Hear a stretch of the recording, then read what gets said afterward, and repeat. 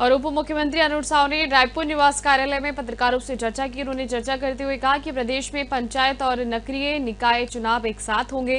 दोनों चुनाव में वोट बैलेट पेपर से डाले जाएंगे।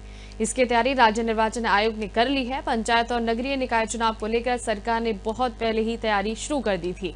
इस बार बहुत सारी चीजें हुई हैं। सर्वोच्च न्यायालय के आदेश पालन में आरक्षण पद्धति बदली गई। पिछड़ा वर्ग आयोग बनाया और उसकी रिपोर्ट के आधार पर ही आरक्षण हो रहा है। इसी प्रकार निकायों में महापौर और अध्यक्ष का चुनाव प्रत्यक्ष प्रणाली से करने का निर्णय लिया गया है। इस बीच कई नए निकाय बने हैं।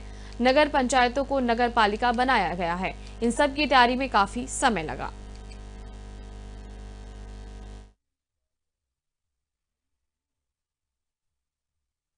ईवीएम मशीन की तैयारी में समय लग रहा था और इसलिए पोस्टल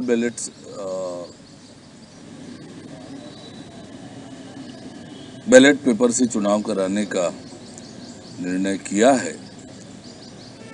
तो बैलेट पेपर से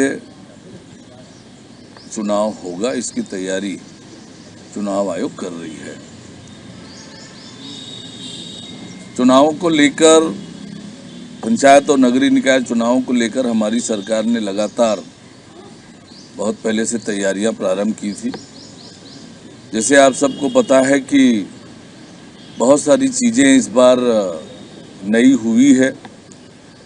माननीय सर्वोच्च न्यायालय के निर्देश के पालन में आरक्षण की सारी पद्धति चेंज हुई है। आयोग बनाया, आयोग की रिपोर्ट आई और उस आधार पर आरक्षण होना है। उसी तरह से निकायों में अध्यक्ष और महापौर के चुनाव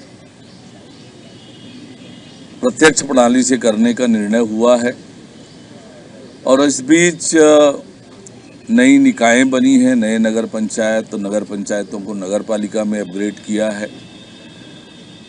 इन सबके तैयारियों में थोड़ा समय की आवश्यकता थी और इसलिए आरक्षण की प्रक्रिया अब नगरीय निकायों के अध्यक्ष और महापौर के लिए 7 तारीख निर्धारित की है।